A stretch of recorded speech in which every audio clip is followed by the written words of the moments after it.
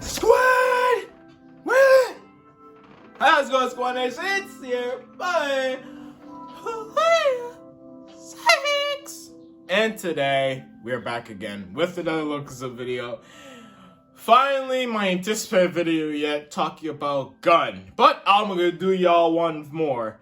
We're also gonna be talking about Goo, because both of these two are just wild AF. Both Goo and Gun, bro.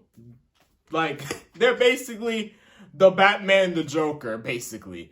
You cannot, like, they're literally the Batman, the Joker. One is serious and one's a goddamn goofball, but also freaking insane and crazy. But what's even crazy is, they're like complete opposites with each other. And a fun fact, very freaking fun fact, they get freaking dangerous when the roles are freaking reversed. They get absolutely dangerous when the roles are completely reversed. When Gun gets crazy and Goo gets serious. But like I said, bro, let's just get into just Gun and Goo for a minute. Now, both Gun and Goo up to this point in Lookism, we still don't know jack shit about their backstory. We have literally no idea. We just know that one of the 10 geniuses that Charles Cho, they basically put them up to train, basically. I also know that one of the people that they also trained was obviously Tom Lee, which again, the big dude with the buck teeth and all this other, like, bro, that man who was also kind of wild in his own right. Again, I'll get to him if you ever guys want me to cover him, but excuse me. Now for Gun and Goo, what can I honestly say? Honestly, like, other than the fact that these two were trained by the geniuses, and basically both Gun and Goo are both like crazy. But let me just start off with Gun first, because Gun is like some kind of wild in his own right. Okay, like Gun, like he has the eyes of UI Daniel when he goes UI, bro, basically. But it's kind of freaking interesting, because if this man has those eyes, that doesn't that mean he's constantly on UI every single day? Like that kind of explains the brokenness that this man freaking Gun is on. Like, I'm gonna be honest, bro. And what's even more freaking insane is that Gun, like, he pretty much established the 4 crews. Like, you know, him and Goo, they basically established the 4 crews, you know what I'm saying, which is God Dog, the Workers, Hostel, and Big Deal. They basically, like, established them both as the 4 crews, you know what I'm saying, to, like, you know, basically, like, you know, bring up this massive amounts of wealth and power and, you know, all this other shit like that, basically. That was the whole thing coming to 4. But the crazy thing is, though that they established the 4 crews, but who actually really came, well, obviously we know who came up with the idea, which is the 4 crews, making like 4 crews, you know, unite, blah, blah, blah, but who actually came up with the system? Who actually came up with the blueprint? Was not really Gun nor Charles Cho. It was actually Eli. Eli Jeng, the big daddy of Hostel, created the idea. This man Eli Jeng got like street smarts, bro. This man's a street genius, basically. And right now in Lookism, he even made more of a wild like idea to even like ban more, like, you know, gain more territory and vice versa. And the blueprint, like, and what was the blueprint for the 4 crews was basically have affiliates on deck. Now, if you guys don't know, if you guys didn't like watch my video on the Daniel Park, I went into this extensively, where basically, excuse me, Jesus, can't speak. Basically with the 4 crews system, basically, like, you know what I'm saying, like, every time, you know, Daniel and his friends got into like some shit with the bank or the scams or whatever case may vary, it was mainly done with most like affiliates of either Hostel, God Dog, or Workers, or any of the both, you know what I'm saying? And none of them, like, they have affiliation, but they're pretty much, you know, like, they don't really have, like, you know, strong connection, if that case may vary. Like, let's just say if one section gets shut down, it doesn't matter, because, you know what I'm saying, like, they got like a whole other section going on and that section going on, so they're basically like pulling money from different, like, you know, whatever. So that was like the one thing that Eli Jen came up with when he created the Hostels and of course the Runaway Family. But anyway, back to Gun and Goo, please. How Goo was introduced into Lookism was like basically he was actually introduced into Bosco's backstory if you're crazy enough. Now I'll cover Bosco in a minute, but basically Goo was introduced in Bosco's backstory. Basically, like, you know, there was these kids that were pretty much bullying Bosco and the other kids.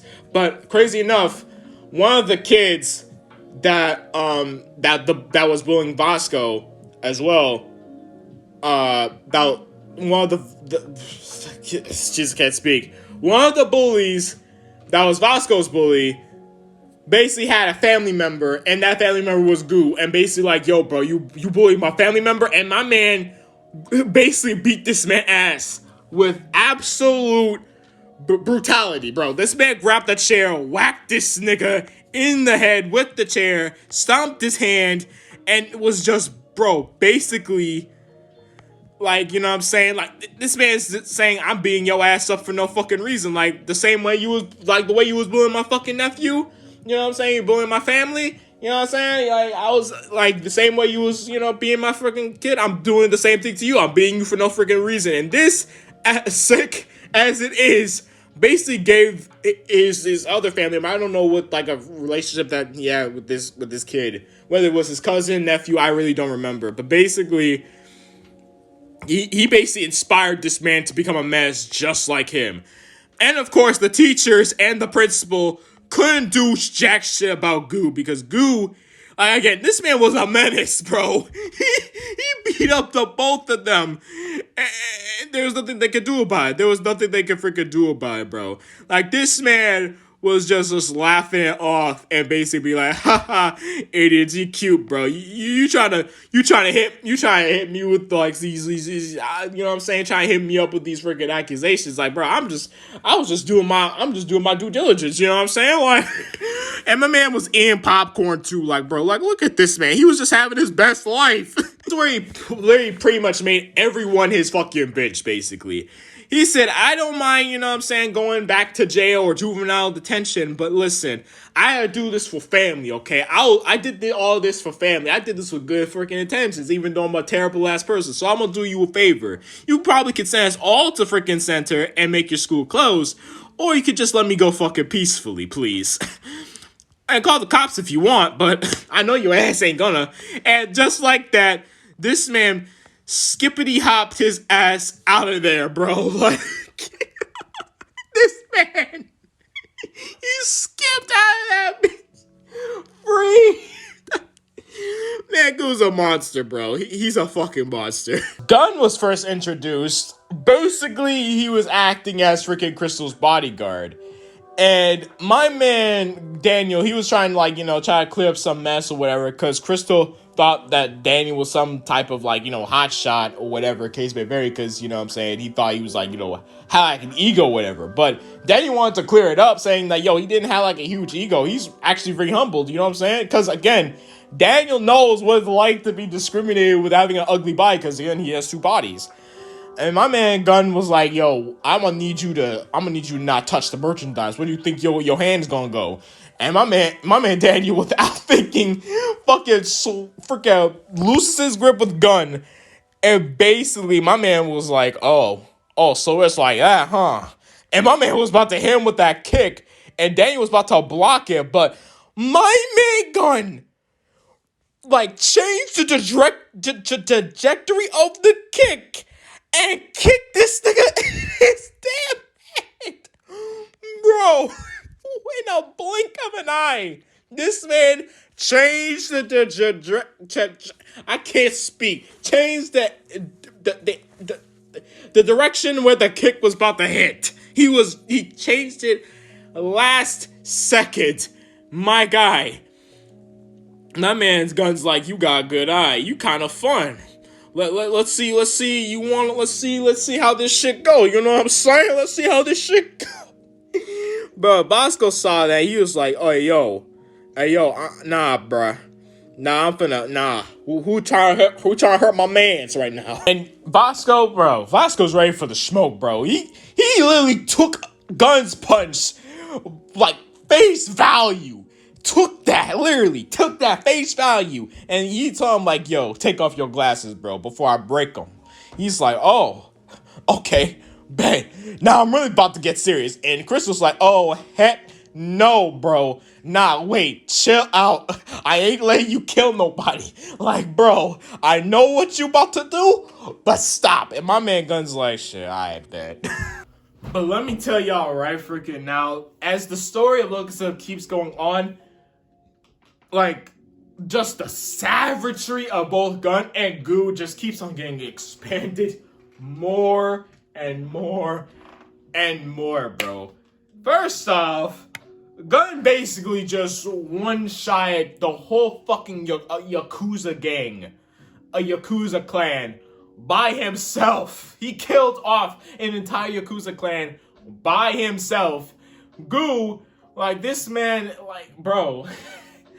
As for Goo, like, y'all know what this man Goo do, bro. Like, Goo will be out here, like, just being wild for no fucking reason. And like I said when I told y'all beforehand, like, if he fucking, like, you know what I'm saying, what, like, they get dangerous if they're freaking become, like, they become polar opposites, like, the roles reverse once they get serious. Like, Gun becomes crazy, we get serious, and Goo becomes serious, he gets dangerous. How Goo pretty much just basically goes off the rip and goes fucking dangerous if he holds something that just feels like a sword to him, basically. If he feels like whatever he's holding is like some type of sword or something, bro, like any type of weapon that feels like a freaking sword, he finna break out, bro. He finna break the hell out. Like, he finna hell on that Zenitsu thunderclap type shit, bro. Like, this man Goo is all about that action, all about it. And for Gun, like I said, he goes crazy, bro. Like, this man, like, he be senses, like, you know what I'm saying, this fight getting mad interesting. He's like, hey yo, what's happening, nigga, what's good? So that's pretty much it. And also the fact that it doesn't even make it help, bro. Both, it only gets even crazier when it comes down to, like, both Daniel, when he goes UI, basically pull both Gun and Goo's, like, you know what I'm saying, dangerous modes out of them. Like, Gun gang crazy, and Goo gang freaking serious when he holds a freaking, like, something that feels like a sword to him, basically. And both almost manages to win the fight. Like, UI Daniel is such a monster that they literally almost managed to win the fight with him. And like I said, both Goo and Gun are just monsters, bro. They are just goddamn savageries and incarnate.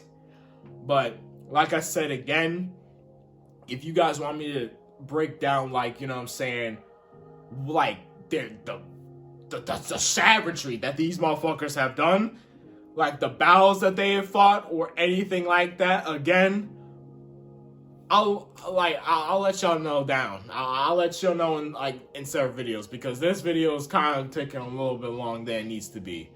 But anyways, that's pretty much it. Excuse me. Hope you guys enjoyed. If you did, please like this video, comment down below, share this video across social media if you can, and subscribe if you're new to my channel. This is PlayerSex signing out. As always, thank you guys so much for watching. Peace!